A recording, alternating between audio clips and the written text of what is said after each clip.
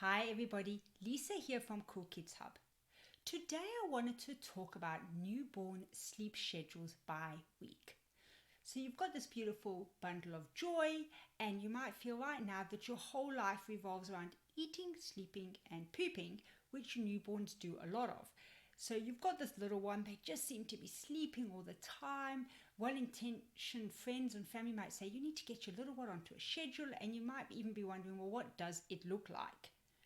Now, first of all, I want you to know it's completely normal when newborn. They do eat, sleep, and poop a lot. And in those first few weeks, especially, and sort of those up to around 8 weeks, which is really considered the newborn phase, their need to eat overrides everything else, even their need to sleep. So you might find that you're obviously feeding your little one very regularly, every 2 to 3 hours if you're breastfeeding, maybe every 3 to 4 hours if you're bottle feeding, and this is completely normal. So now you might be thinking, well, how am I going to get this little one onto a schedule? So let's just get some kind of basics of newborn sleep out of the way first. Yes, they sleep a lot. They are very noisy and restless sleepers. They tend to, initially in the beginning, they do not know night from day, but they will over time, with your help, learn that around the 4 week mark. And the other thing is they have very, very short awake windows. Newborns typically cannot stay awake for longer than anywhere between 30 and 45 minutes. As they get to that 2 month mark, this starts getting out to about an hour, but that's typically how long a newborn can stay awake. So how much sleep does a newborn even need? Well, newborns in these first sort of 8 weeks, they need between 15 and 17 hours. You will find that their naps are very erratic and can be anything from 20-minute little cat naps, and they can sometimes sleep all the way to 3 hours for in a stretch. And like I said, because they don't know night from day, this can kind of happen sporadically, right, and erratically. Generally, those sort of 15 to 17 hours are almost like half of its daytime sleep and almost half of its night sleep. And like I said, they have very, very short awake windows. So 30 to 45 minutes, getting up to that hour mark around about the 2 month mark. And it's also around that 2 month mark, their sleep starts to reduce slightly to be around 14 to 16 hours. So let's first talk about day and night confusion, because I think this does surprise a lot of, especially first-time parents, is why does this little one sometimes want to sleep in the day but then doesn't want to sleep at night? Don't they know night and day?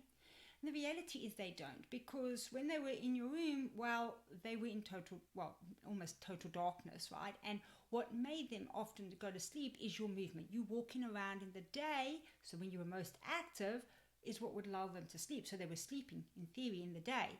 But when you were sleeping at night, and you might have even found this, especially in the later, weeks of your pregnancy, that then they were more active.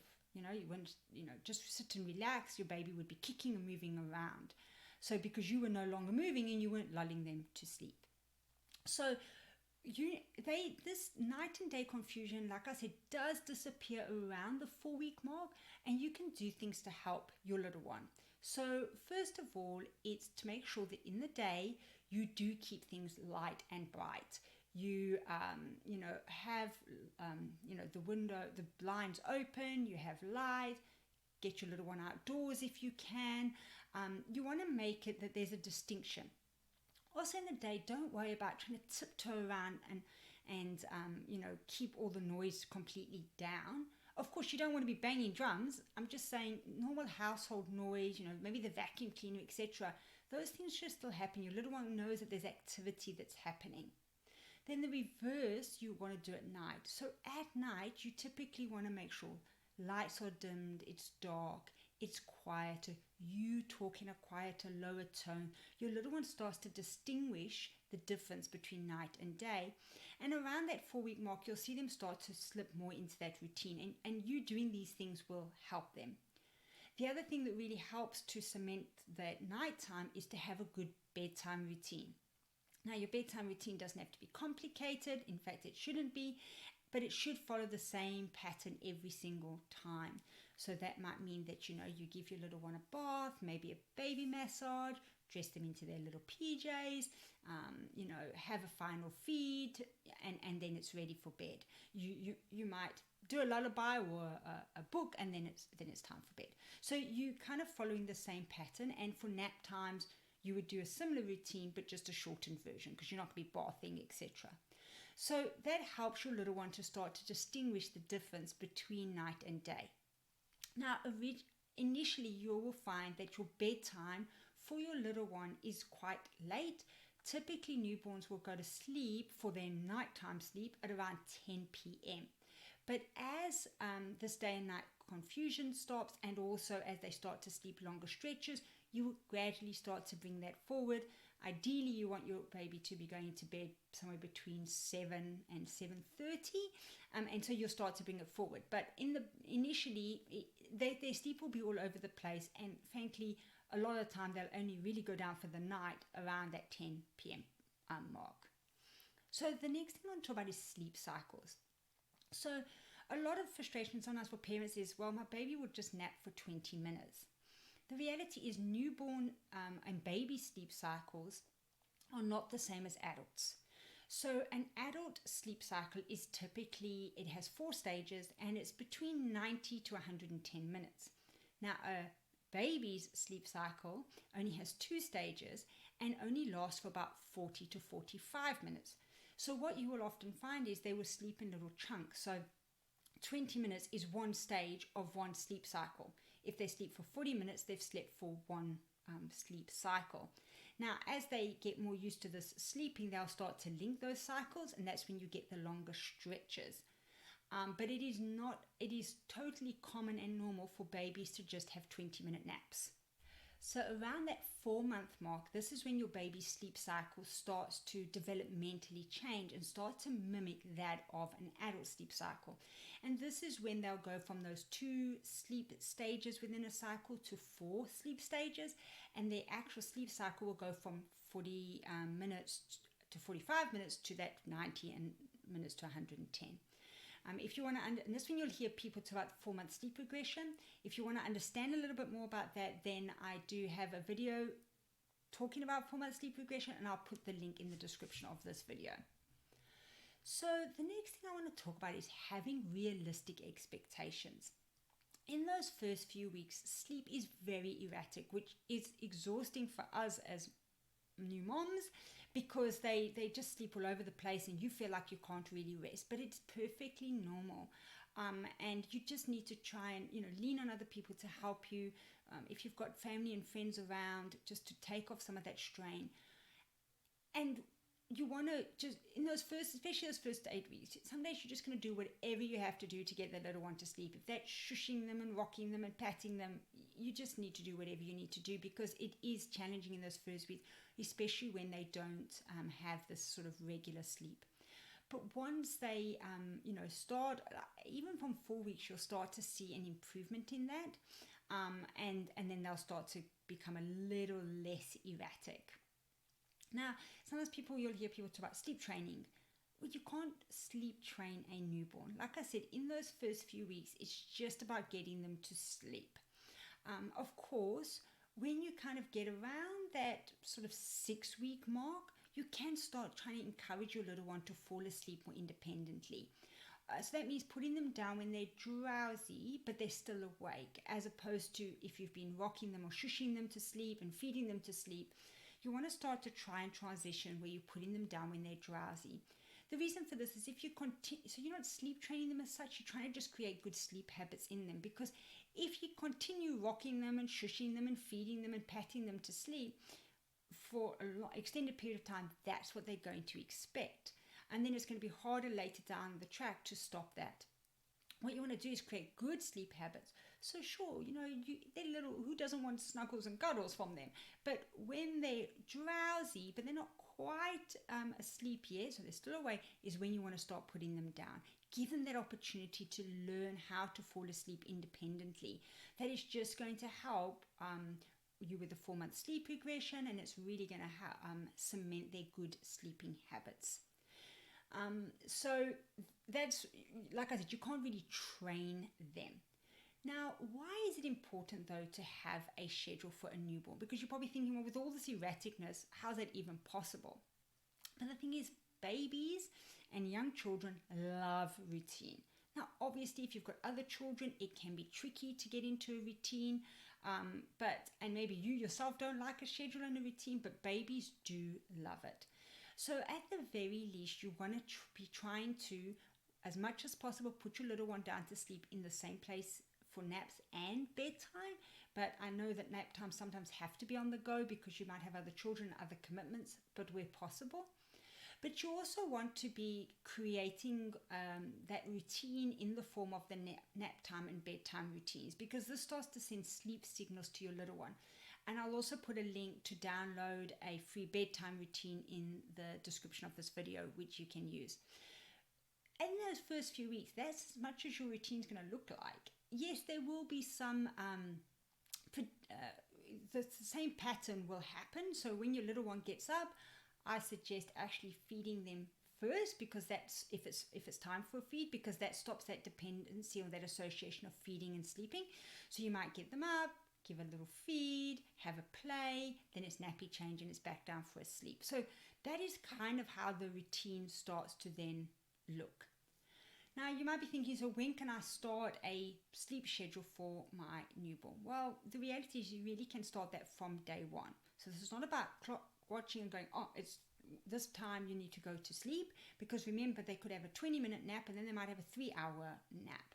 What you want to be watching for is you want to be watching for tired signs. So the moment you see those tired signs where they're rubbing their eyes or pulling their ears, sneezing, all those sort of tired signs, you want to be getting your little one down for a nap.